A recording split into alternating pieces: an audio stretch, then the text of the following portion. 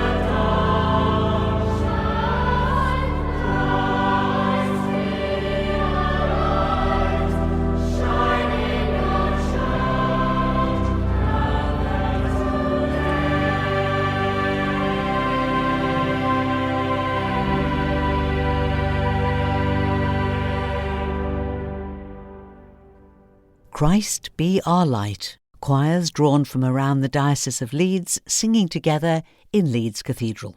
Cardinals are the most senior officials in the Roman Catholic Church. They're chosen by the Pope and have usually already been a bishop or an archbishop for some years. Their duties include electing the Pope acting as his principal advisers and generally aiding in the government of the Roman Catholic Church throughout the world. At the moment, there are just over 200 cardinals from approximately 70 countries, but only 2 are from the United Kingdom. Cardinal Vincent Nichols, who leads the Catholic Church in England and Wales, and my guest this morning, Cardinal Michael Fitzgerald. Now in retirement, Cardinal Michael serves as an assistant priest in the parish of St Vincent de Paul in the city centre of Liverpool. Cardinal Michael has dedicated his life to Arabic and Islamic studies and to strengthening relations between Christians and Muslims. But let's go back to his early days to discover what first drew him to become a missionary priest. And interestingly, it wasn't the influence or example of his uncle, who was a priest, but a teacher who gave him religious instruction when he was a young boy. That is true. I was at a non-Catholic school and so had a teacher from the local Catholic primary school who came and gave me catechism lessons on Monday evening. And she it was who introduced me to books about the missions, the WOPSI books, which are about the guardian angel of a missionary and very, very well written. I wanted to be a priest already, but it sparked a missionary thought. These were stories about lions and witch doctors and cars breaking down and all sorts of things, but I don't know what really attracted me. But I know that I didn't want to be a priest in England. I bought a little booklet on the missions, and it was all about saying Mass in pubs in East Anglia or something like that. That's not what I want. I didn't want that at all. So you did, in fact, complete your secondary education in a Catholic school? Yes, I went away to join the junior seminary of the White Fathers, of the Missionaries of Africa. It wasn't a very good education, educationally speaking, but it was good training, missionary training. It was quite tough, but enjoyable. What I found useful was the mix of boys. We had lots of boys from Scotland, and at the beginning I found difficulty in relating to these boys from Scotland. But, you know, we're an international missionary society, so we have to be ready to live with people of all sorts. Just taking an overview of a long and distinguished career, there have been times when you have asked to do something and the answer's been no, or when you have been asked to do something and the answer was always yes. Do you think this obedience is a real way of getting you where God wants you to be, as opposed to where we like to choose that we would be ourselves? Yes, I do think that. I think obedience is a way to peace, and that you know that you're doing the will of God. But this doesn't exclude presenting objections to what is asked of you. If you feel that you're not capable of doing that, you should say so. And even after having taken up the appointment you're given, if it doesn't work out, you have to say, look, it's not working out. I don't think I should be here. Dialogue is fine as long as the superiors have the last word and not you. Cardinal Michael Fitzgerald was for many years the Catholic Church's leading expert on interfaith dialogue. Looking back to 1961, it could be said that Father Michael Fitzgerald, newly ordained in that year, on the eve of the start of the Second Vatican Council, was the right person in the right place at the right time. Pope John XXIII called the Second Vatican Council because he felt the Church needed updating.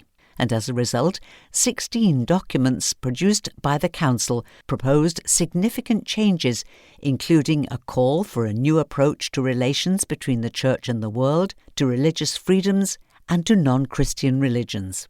One particular declaration from the Council, called In Our Time, dealt with relations with other religions, especially Judaism, but also Islam, and for the first time was positive about other religious traditions, emphasising the need for dialogue between people rather than systems. Surely this was a fresh and bold approach to interfaith relations. Yes, it was very new. It was the first time that the Catholic Church had expressed itself on relations with people of other religions, at least officially at this level of council.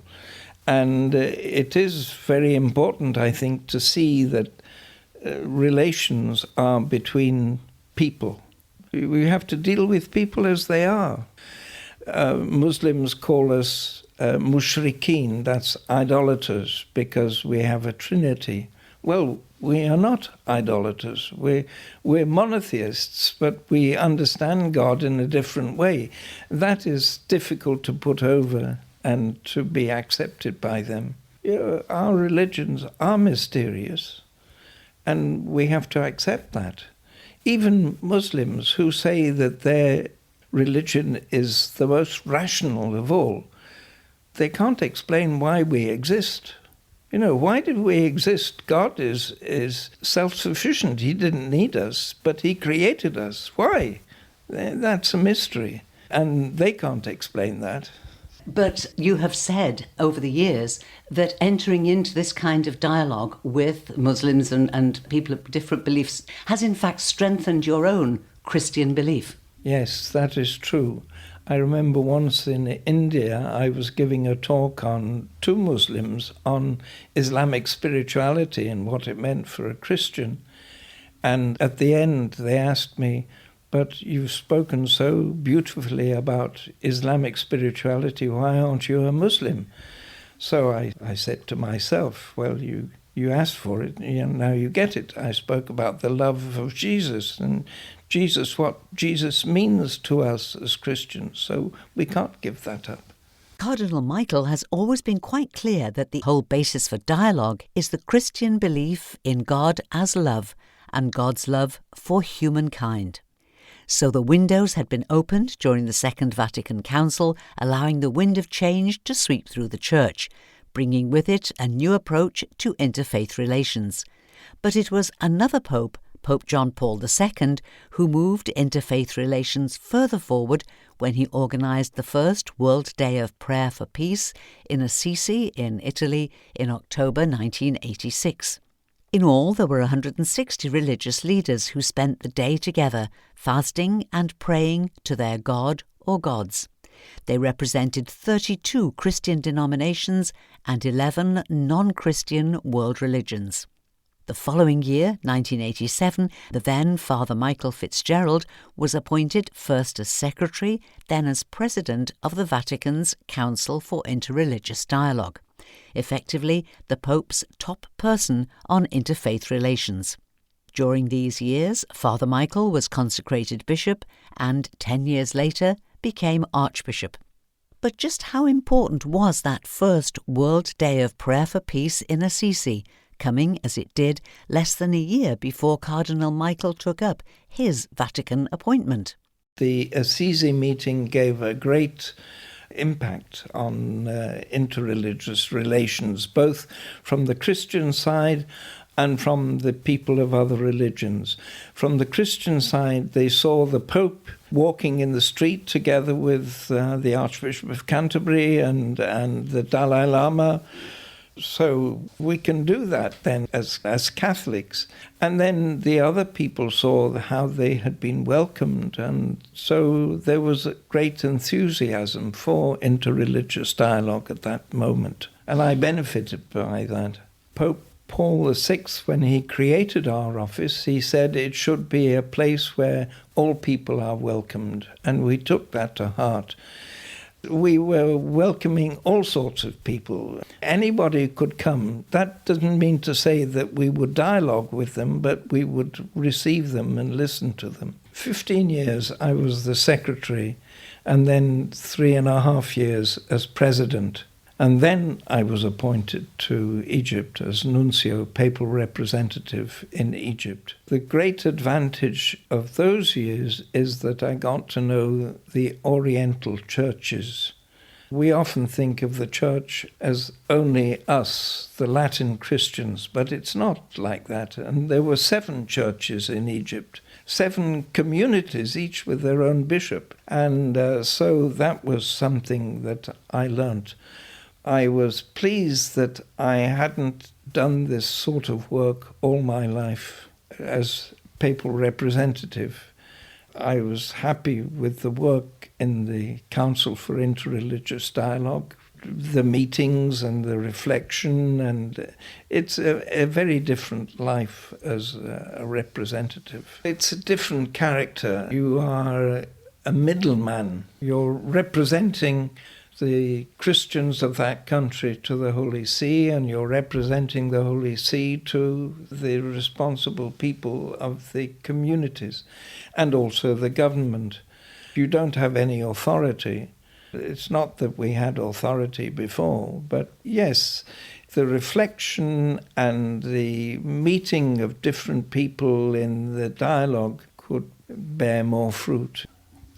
Now, after your time there, you could possibly have been considering coming back to the UK, but you didn't. You went then to your order in Jerusalem. Yes, it would be natural to retire to your own country where your own family is, but my family is not in this country. We're all scattered. My closest relatives are in Australia and Canada. I was happy to go to Jerusalem, which is one of our original communities set up by the founder in 1878, and which is a community of dialogue, also dialogue with other Christians, particularly the Oriental churches, and also with the Muslims in that area. So I chose to go there. But again, a place with its own conflicts and tensions with the Israeli-Palestinian situation there. Yes, I said I chose to go there. I didn't know how long I would last, but you learn to live with the tensions in a sense. What I discovered there is that really to do any work in dialogue with Muslims, you need to be very fluent in Palestinian Arabic, and that I wasn't. So I thought maybe I could learn Scouse and help in relations in Liverpool. Isn't that an international language, Scouse? So you came back and you are now living in inner city Liverpool. Yeah. And it was in the late autumn of 2019, that something really quite special happened to you. And I think it's a delightful story and I'd love you to tell it again. So let's just set the scene. It's late autumn, October 2019. And you were in a church that's very familiar to people of the Isle of Man, because if you're standing on the ferry and looking towards the pier head, just to the left of the Liver building is the parish church of St. Nicholas. And you were there taking part in an ecumenical service for Sea Sunday. That's right. Cardinal, take up the story for us, please. So after the service in the church, there was also a service at the pier head, a memorial for those sailors, mariners who had lost their life during the war. And then we went into the Liverpool Museum for refreshments. But we were all dressed up, I was as an archbishop. And so after a cup of coffee, I decided to go back to the church and change. And I could get into the church, but I couldn't get back into the sacristy where I had left my ordinary clothes. So I walked back through the city in my cassock and everything. Nobody blinked an eyelid at that. So I let myself into the house, and my 2 confreres who were there, they embraced me. I was very surprised because we don't do that normally. And they said, "Didn't you hear the news?" "What news?" "Well, you've been appointed a cardinal." "Oh!" I didn't know at all. So that's how I found out. And Pope Francis sent a letter that said, "The cardinalship does not imply promotion. It is neither an honour nor a decoration. It is simply a service that requires you to broaden your gaze and open your hearts. Therefore, I ask you please to receive this designation with a simple and humble heart. And whilst you must do so with pleasure and joy, ensure that this sentiment is far from any expression of worldliness or from any form of celebration contrary to the evangelical spirit of austerity, sobriety and poverty. How did you feel when you read that? I would agree with him. And certainly he didn't want crowds of people coming and, spending a lot of money on celebrations and things like that. I had 20 or more people who came, mostly relatives, and they enjoyed the ceremony and everything. But it's true, it is a service to the Universal Church, and we try to fulfill that service. I would say my identity, I'm first and foremost a missionary of Africa. That I became a bishop, an archbishop, and then a cardinal, that doesn't matter. But what I am is a missionary, and we try to live that wherever we are. Cardinal Michael Fitzgerald, if you were talking to a 19-year-old today, what little bit of advice would you give them? Well, I would say be yourself. Don't let yourself be captured by your peers. Be yourself, and what you feel you should do, what contribution you can make to the world, then do that.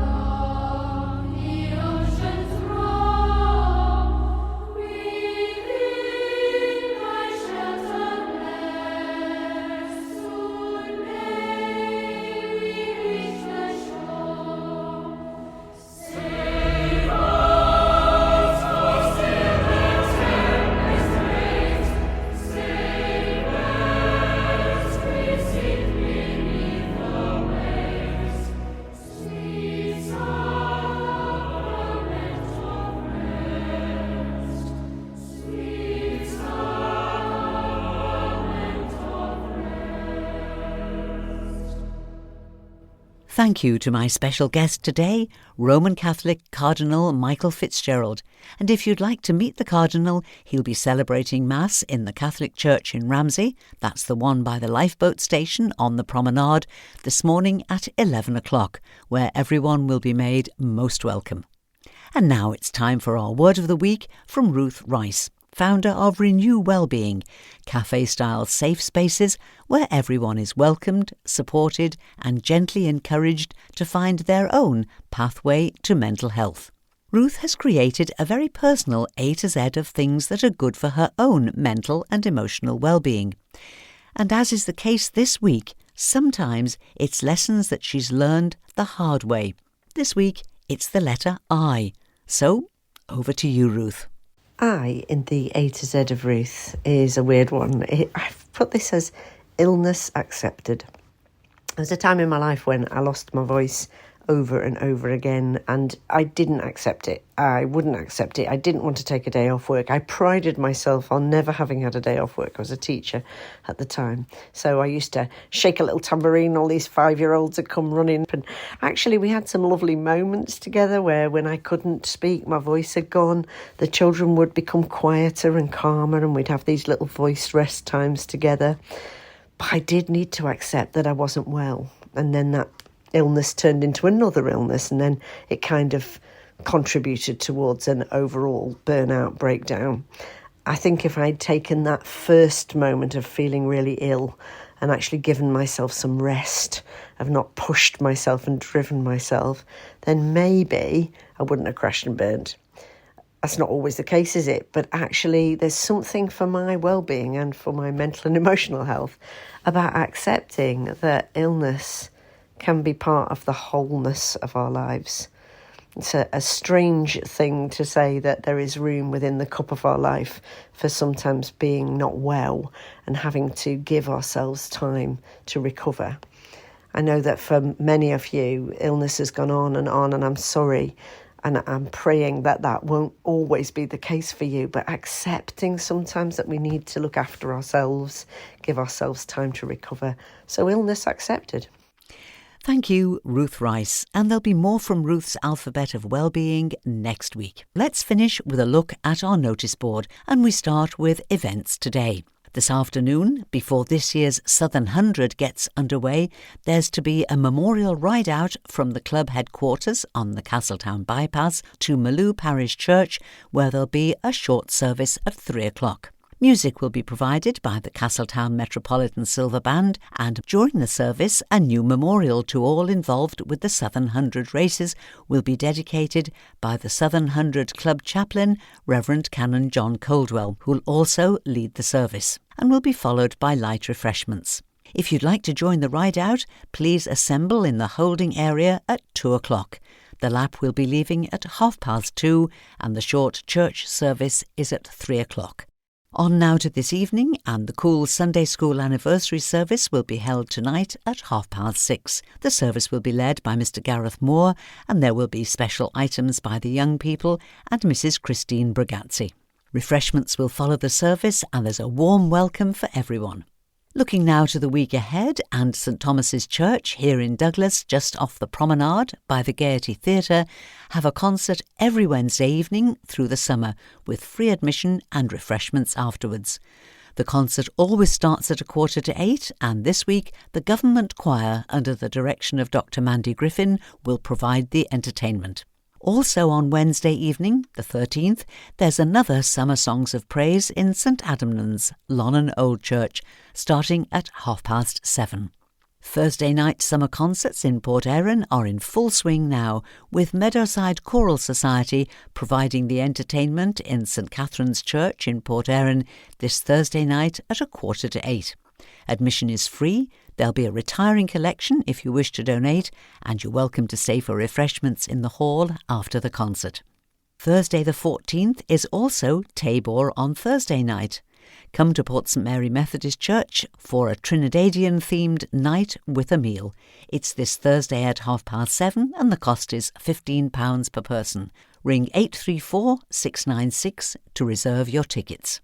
Looking now to next weekend, and there's going to be an open gardens weekend to raise funds for Old Kirk Braddon. Entrance to the gardens is by programme, and if you get your programme now, you'll have plenty of time to plan your tour of the gardens, which will be open between 2 p.m. and 5 p.m. on the afternoons of Saturday and Sunday, the 16th and 17th of July. Programmes are just £5 each. They admit you to all the participating gardens, and they're available now from Kirby Garden Centre or Kirkbraddon Parish Office. And last but by no means least, next Sunday afternoon, the 17th, you're invited to share in Orrisdale Chapel's anniversary celebration.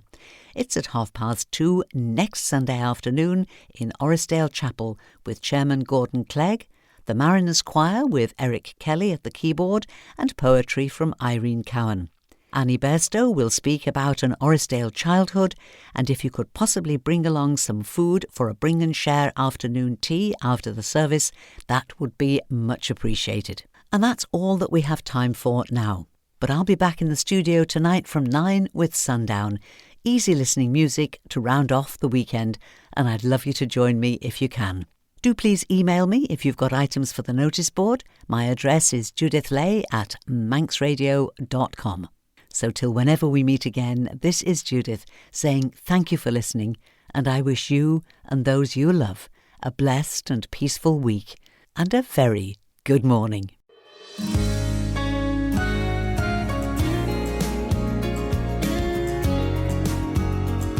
The nation stays.